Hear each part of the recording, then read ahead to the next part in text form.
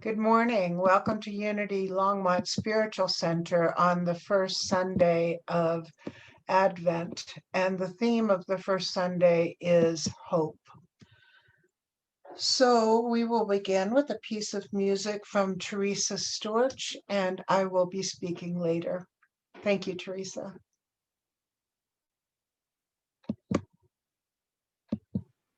Okay. All right, hope, huh? Well, I'm just gonna go with this. This is my song "Come Clean." To me, it was about sort of the miracle of having just listening to each other and how that can create peace and understanding in the world. Buddha sat for 7 years under a tree, watching the river wash him clean. John the Baptist told Jesus, wade into the stream so he could wash him clean. But I am here listening, so come sit down. This kitchen table is made of shaker wood. It is strong and has a spirit running through it. Give me details of your life and I will pour the wine. Maybe we will find in vino veritas. Come clean, come clean, come clean, come clean with me. Sometimes I feel alone. I peek through your window, and if we threw them wider, we might ask, why are we hiding?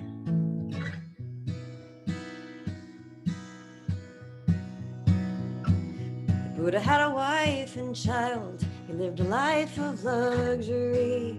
Jesus knew a woman, defended thugs and thieves. You have lived and loved your way. You made your own mistakes, but who am I to judge? I live the same way. Come clean, come clean, come clean, come clean with me. Sometimes I feel alone. I peek through your window, and if we threw them wider, we might ask, why are we fighting?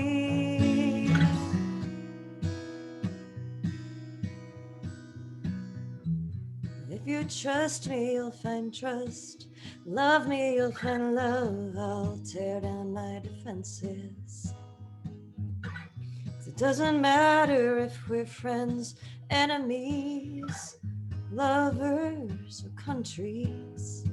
So come clean, come clean, come clean, come clean, come clean, come clean with me, come clean with me. Clean with me.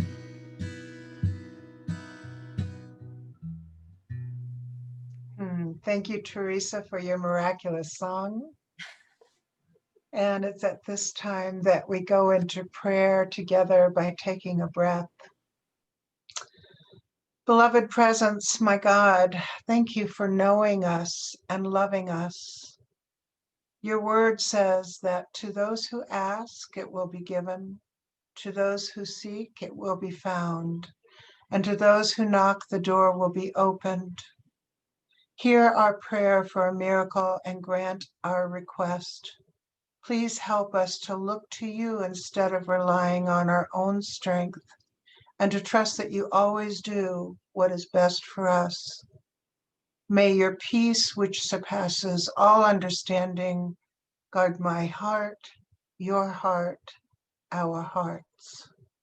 And so it is. We'll have another piece of music, Teresa. This is actually a love song. So, to me, it was about finding a home and a family that I didn't know I needed.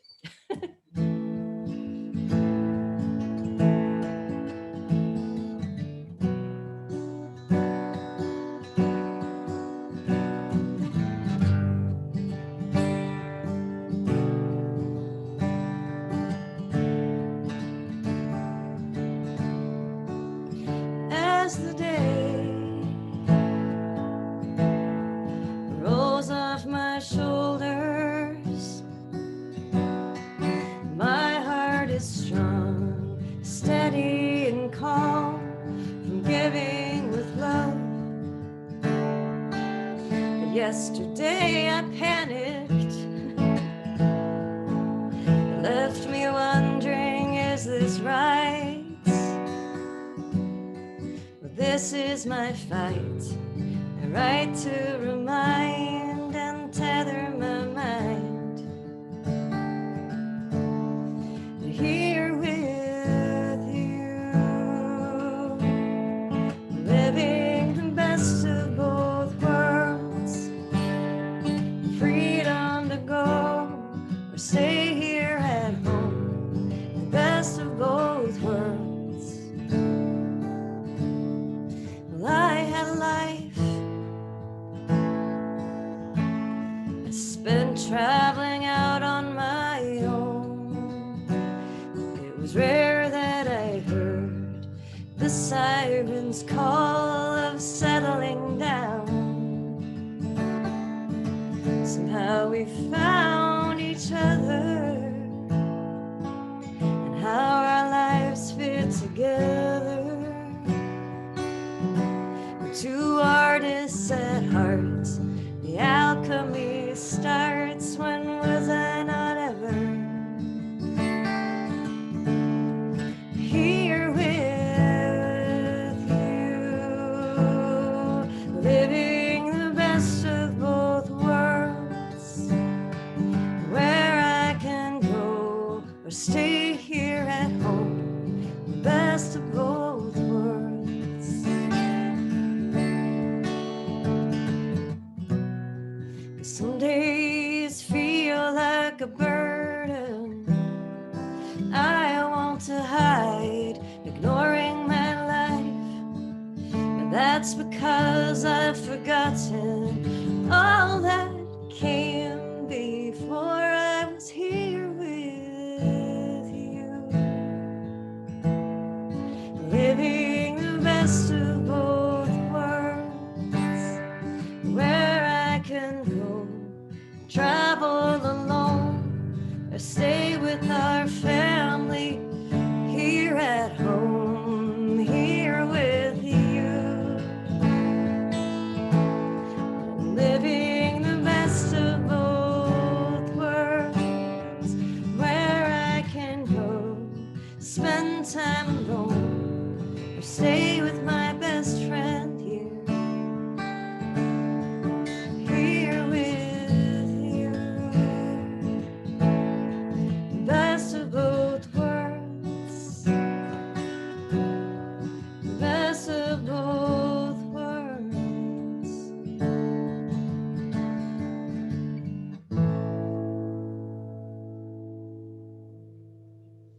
Thank you, Teresa, for the best of both worlds. And it's at this time that I'm going to speak about miracles, particularly everyday miracles. When we look at the New Testament, we see that Jesus performed many, many miracles, and many of them were very dramatic. Raising Lazarus from the dead, healing a woman who bled, restoring sight and mobility to people, providing food for so many. They're all really dramatic. And if we compare ourselves, our lives to his, we might initially think we don't have miracles. You know, when was the last time you took a loaf of bread and made 14 other loaves out of it? But I think we do. I think we all experience miracles, and it takes an awareness and a consciousness to notice that and to notice that they are miracles. We've heard recently about some people being very sick during this pandemic and then recovering. In some way, to me, that seems very miraculous. Our soul guides us to follow the quiet voice inside, and it shows up as our intuition in order to live our appointed life. The word disappointment refers to not living our appointed life. So when we find ourselves disappointed in something, perhaps we can take a breath and shift our vision and see something occurring as magical and miraculous. Glenda Green in Love Without End, Jesus Speaks, talks about the heart is the bringer of miracles. So when we're in disappointment, that might be when we're in our head. Let's drop down to our expansive heart and again, look for that which is working well. A miracle is a surprising and welcome event that's not explicable by natural or scientific laws and is therefore considered to be the work of a divine agency.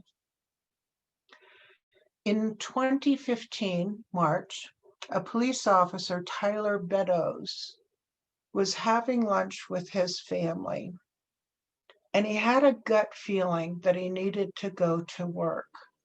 And this was a Sunday. He would not normally be working. And then a call came on the radio that there had been an accident. A car had gone into water. It was submerged. So he headed to that accident. He met 3 other police officers there. And they saw the car, and as they started to approach it, they heard an adult female voice say, "Help me, help me." They all heard it. So they took that as a sign there was someone alive in that car. They got to the car and they found a woman who had been deceased, they later learned, 14 hours. And in the back seat was her 18-month-old daughter, Lily, who was unconscious. She'd been in the car for 14 hours in cold water. And so they pulled Lily out, and she was able to survive. And 2 years later, she was doing miraculously. There was no long-term effect from her being there. But all of these police officers agreed they heard the same voice. So this police officer went on to write a book called Proof of Angels.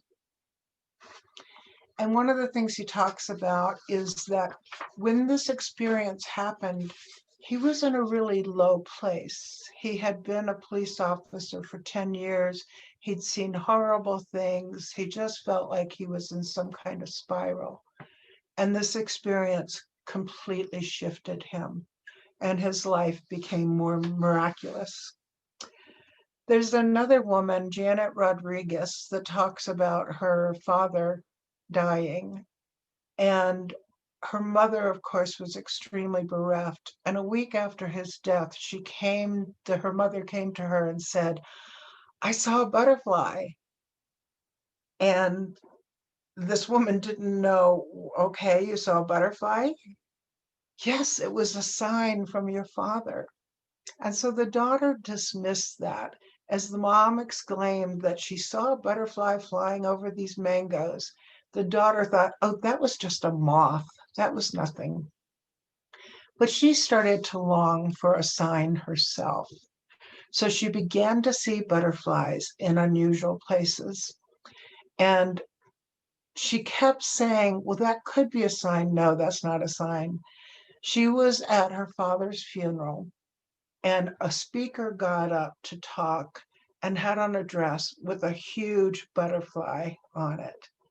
And she's thinking, "Oh, that's a cute sign, but is it really?" And as she's leaving the service and she's talking to the priest, a big black butterfly came and flew around the two of them for 3 times. So she was finally convinced that she was getting messages from her father that he was okay. And grief will sometimes affect our vision, so we get kind of a laser vision about something. And after my partner Karen died in 2008, I kept seeing geese all over the place, and geese were her totem.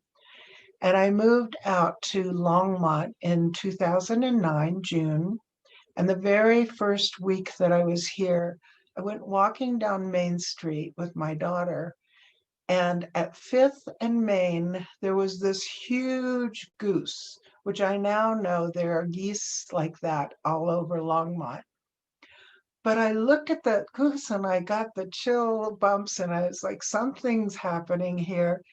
And I looked up and saw a sign for Unity Longmont. So the first Sunday that I was here, I attended that community and have been here ever since. So coming back to kind of everyday miracles, I think some of the miracles can provide us with something like hope. This is the first Sunday of Advent, and the theme is hope. So some miracles provide us with hope.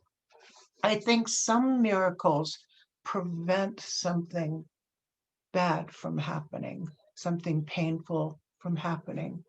So I want to share with you some of the miracles in my life, and there have been many more. On July 1st, 1995, my daughter and I were sitting on my back deck talking, and a blue light about this big, a blue sphere of light, came whooshing through between us. And we looked at each other and said, Grandpa Dave. And we learned later that exactly at that moment, my father had died. So that provided me with a sense of peace for his passing. And it also provided Jessica and I an experience that we can recall. When Jessica was 15, we were in Jamaica for a vacation. And I watched her climb up high on a cliff to jump into the ocean. And as a mother, my heart was going, yeah, yeah, yeah. And she proceeded to leap off of that foot first into the ocean. And she came up with her hands up like this. And the miracle was that her contact was in her palm. She had forgotten she was wearing her contacts. And so that provided her with the rest of the vacation with 20/20 vision. So we still chuckle about that one. Another one, when Jessica was a bit older, she had completed college. She knew she wanted to go to graduate school, but she didn't know what she wanted to study. And we were taking a trip on Thanksgiving up to Syracuse to visit a cousin. And Jessica kept saying, I know I want to be a healer, but I don't know what kind. There are so many different avenues. I heard this phrase over and over. I know I want to be a healer. So after Thanksgiving, we were driving back to Northern Virginia, and we were hungry. And we went off of an exit, and there was nothing there to eat. So we get back on the highway, and we get off the next exit, and there's a Friendly's there. So, okay, we're going to go there. As we approach it, we see that there is a line of people around the entire building. But we look up, and there's a small deli up on this hill. So we drive up to the small deli, and we're sitting there. We've just ordered lunch, and a couple comes in. And this is a man, he's got long gray ponytail, and a woman with long blonde hair. And they sit in the table right next to us. And I had that pull that Spirit will provide us sometimes to stand up and say something to him and ask a question. And So I stood up, I looked at them, and I said, I know you know this, but I just wanted to remind you that death is merely a transition. And the woman started crying, and her father had just died. And this man was a shaman, and he was with her to comfort her. And then I looked at him and I said, and I'm supposed to ask you for something. I had never done that before in my life. And he reaches down and he pulls up this old brown briefcase and he reaches in and he pulls out two crystals and he hands one to Jessica and one to me and tells me that he mines them in underground lakes in upper state New York. And they're a Herkimer diamond. They have 18 facets and they're called the Healer's Healer. So Jessica and I drove home with her knowing she would find her path. So again, provided with something. Sometimes, as I said, everyday miracles seem to prevent something. My neighbors a few weeks ago informed me that they were going to be gone. They were going to go drive up to Chicago to see their daughter. And they told me what day they would be gone. Well, I saw her a few days after they were supposed to be gone, and she told me he had had a heart attack. And then he came out and wanted to tell the whole story of they had a feeling they should cancel their trip. And so they canceled their trip. And one night he had some pain in his shoulder and he had been gardening, so he didn't think too much about it. And he woke up at 3 o'clock in the morning with much more severe pain. And they went to the emergency room. And within 45 minutes, he was having surgery. And he was told that the next day he would feel awful, but then he would recover very quickly. And he is back to 95%. He still has to rest a bit for a couple of weeks before he can resume running. But it's completely, in my mind, miraculous. Because had they been in a car driving on a lonely road in the middle of the night, he would not have made it. A client of mine was visiting her family in Northern Virginia, where I lived, and she was riding a horse, and the horse balked at something, and this woman fell off the horse and landed on a bee and had a bee sting and had a very strong reaction to it. So she was not able to return to work and thereby missed 9/11 at the World Trade Towers that she worked at. So again, that bee sting brought a prevention of the loss of her life. One time, a friend and I had been out and it was late and I asked her to stop at an ATM so I could get cash. And I get out of the car and the light's not working at the ATM and it's really dark and there's some kind of lump in the ground and I hit it and I start falling backwards. And it was the oddest sensation because it was completely in slow motion. I totally felt held. And I got in the car and she said, "What the heck was that?" And I said, "Angels?" I don't think I would have been very injured from a fall like that, but the sensation was divine. That same friend told me that years before she had been driving a Jeep on an icy road in Pennsylvania, and it was before seatbelts were commonly used. And she went off the road and down into a ravine. And just before hitting the ravine, she felt a pressure on her chest, and all the buttons on her shirt popped off. And she did not hit the dash and was totally uninjured, although the Jeep was completely wrecked. Another time, my daughter Jessica and I were walking on Christmas Day on a mountain in Arizona. And we chat a lot together. And I was in front of her, very narrow path, and she's behind me. And so I'm looking forward, and then I'm looking back at her and I'm talking. And when I had my head turned back toward her, all of a sudden there was a push on my chest and I fell back into her. And we turned and we looked forward, and about 2 feet in front of us was a rattlesnake, coiled up with his head up. And he was looking in the opposite direction where a man and a woman and their dog were halted.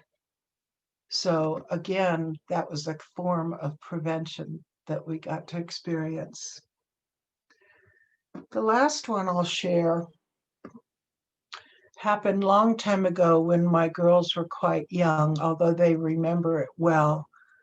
We were all asleep and it was a Saturday morning, and I heard, it was very early morning, I heard a knock on the door, and I was so groggy, I wasn't sure what it was, but I opened my eyes and the house was filled with white smoke. And I'm still very groggy, and I hear the knock again, and I'm thinking, oh, it's the fire department. Sure.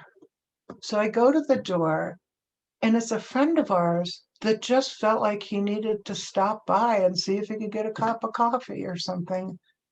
And so he came in. My husband was unconscious. We carried him outside. I ran upstairs. I got the girls up, and we ran out. And what had happened was our furnace had filters that you replace, and each of them had a plastic handle. And I believe the furnace's fan had broken or something, and so that those plastic handles had melted and filled the house with a toxic chemical. So again, another form of prevention. If our friend Jerry had not shown up, I wouldn't be here. My ex-husband would not be alive. My children would not be alive. And the 4 grandchildren that are on this world now would not have been born. So a huge prevention for us. And so I want to just invite everyone at some time in your leisure, just review your life and see what stands out as a miracle. Because sometimes we get so busy and so distracted by the have-tos, the musts, the shoulds, that we don't really take it in. And again, it's our sacred heart that is going to recognize those times. And so it is. And at this time, I would like to invite us to go into a meditation by taking several breaths deeply and then breathing naturally. And be aware of our bodies, everything in our bodies, head to toe.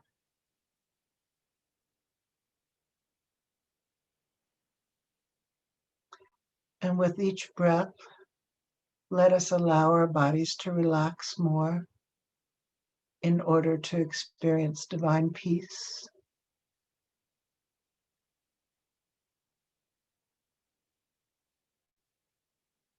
And if you're willing, take a moment to focus on your heart,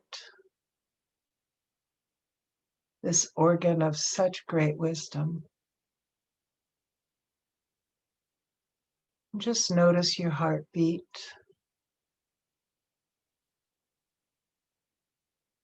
And be aware of the miracle of that heart moving your blood and keeping you alive, providing you with oxygenated blood, healing cells. Be aware of the blood flowing in your body. You may feel your hands tingle, your feet tingle. Simply notice how alive you are, how very, very alive we each are.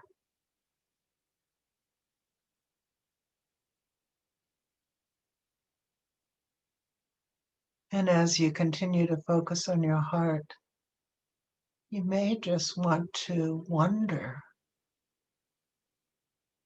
what is a miracle? How do I recognize it?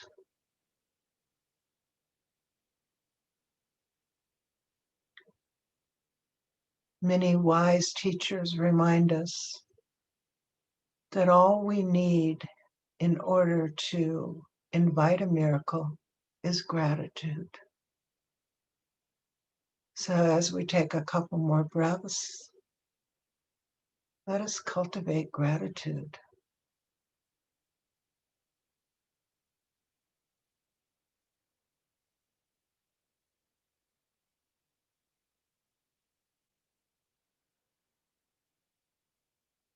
And when you feel ready, simply open your eyes gently. I'd like to finish with a poem by my closest friend, Kathleen Hannigan.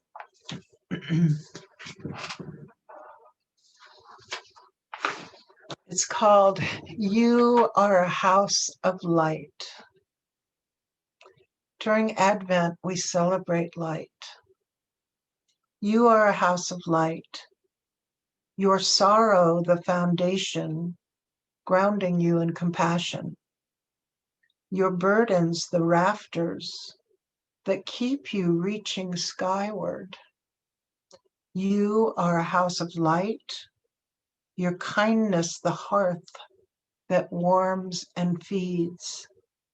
Your fears, the walls that shelter you from the storm. You are a house of light. Your shame, the basement that needs cleaning now and then. Your dreams, the porch with the wide open view. You are a house of light. Your anger, the fence that says, no trespassing here. Your longing, the door that swings wide open, inviting strangers in. You are a house of light. Your despair, the staircase you climb every day. Your joy, the many windows through which you see the world anew. You are architect, builder, and dweller within this house of light, which is your life.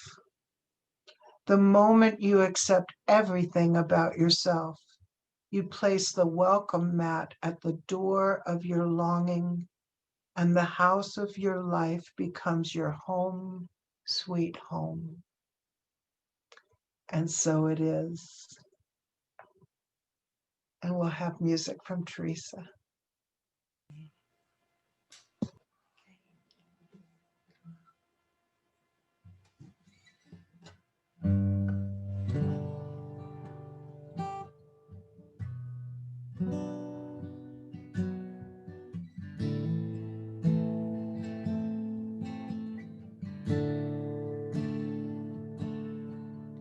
I'm lonely and I'm tired and I'm giving up a fight in my head, and I'm grounded and I'm surrounded by the beauty I know I'll forget. So please this time, oh God, this time,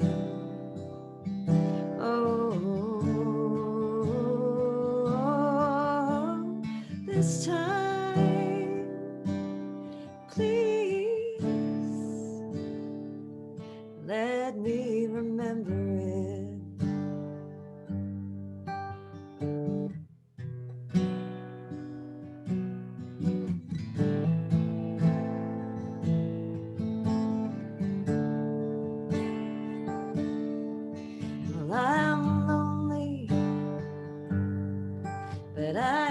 happy,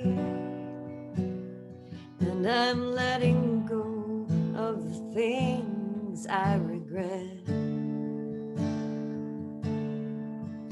And I'm simple, I'm single, yet I'm getting all that life has to give. So please this time, oh God, this time, oh, oh, this time, please let me remember it.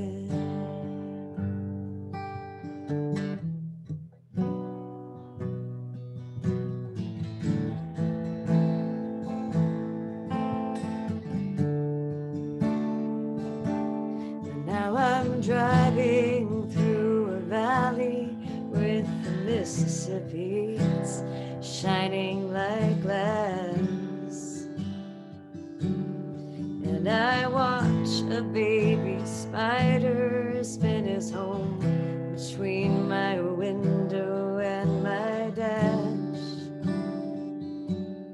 And Jeff Buckley is on the radio. He's showing me the way out of the past.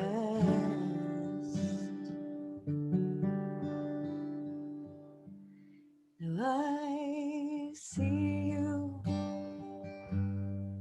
you're smiling, and you listen to the words that I say. And I'm happy, 'cause I am surrounded by the beauty that is everything. So please this time, oh God, this time, oh God, this time, oh, this time, please let me remember it.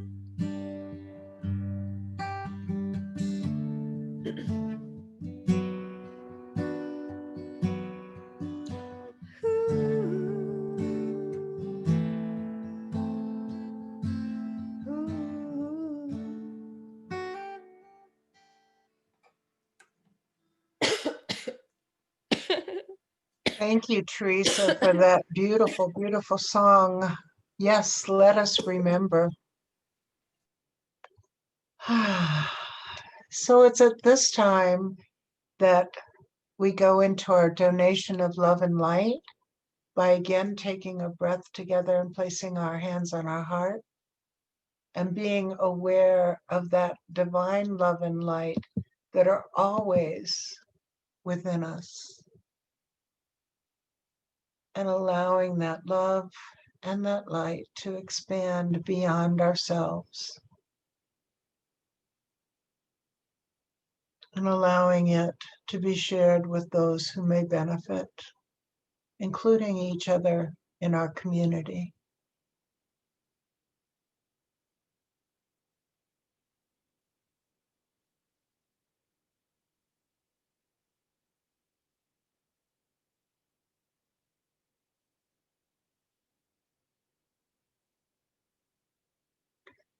And let us remember, we always have this gift to share.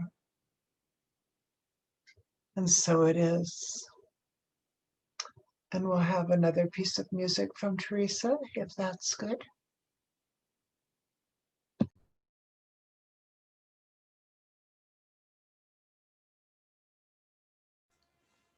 Was that a major coughing fit? Like the end of the song, I was like, I'm gonna go. It happens. Well, I have my song that was really my experience of a miracle of finding how to be a musician, and that this was what I'm supposed to do. So this is for David because I know she likes this one too. Hopefully I won't cough through it.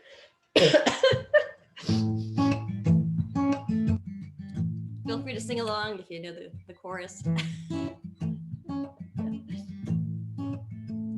So I've lived with my dial up to 9, my gauge well up past the red line, my hand against my fist, hand against my fist, my hand as I resist.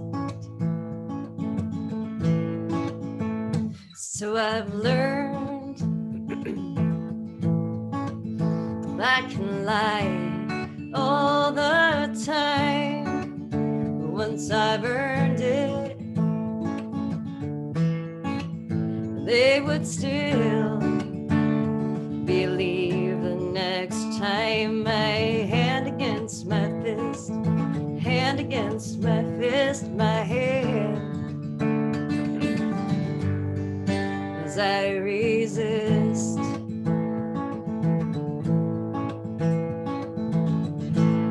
Water falling down on my face. Is this place real or just a miracle? Could we be made full of grace? What is that pounding? My hand against my fist, my hand against my fist, my hand as I resist.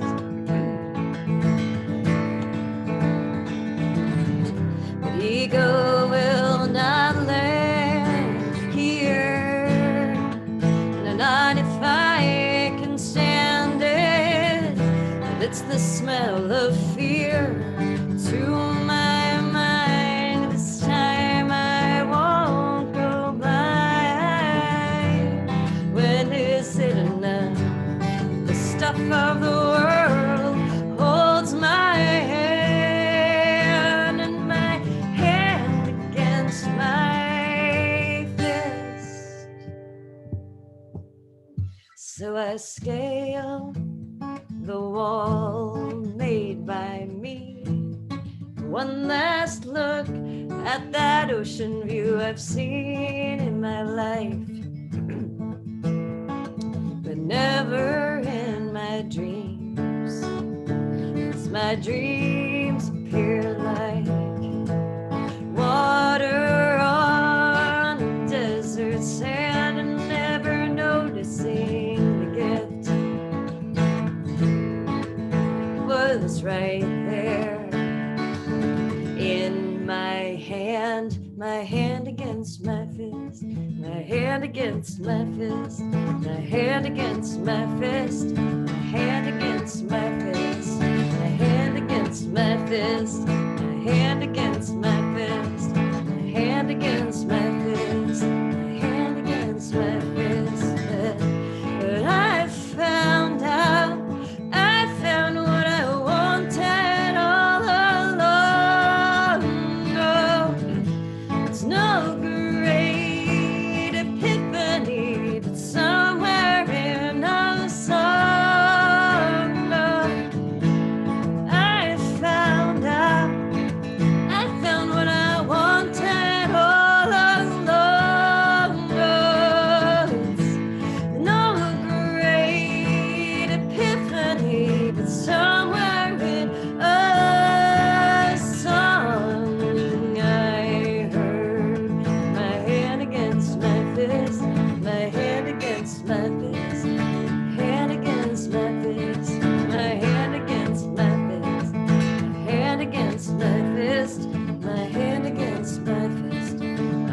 again. It's like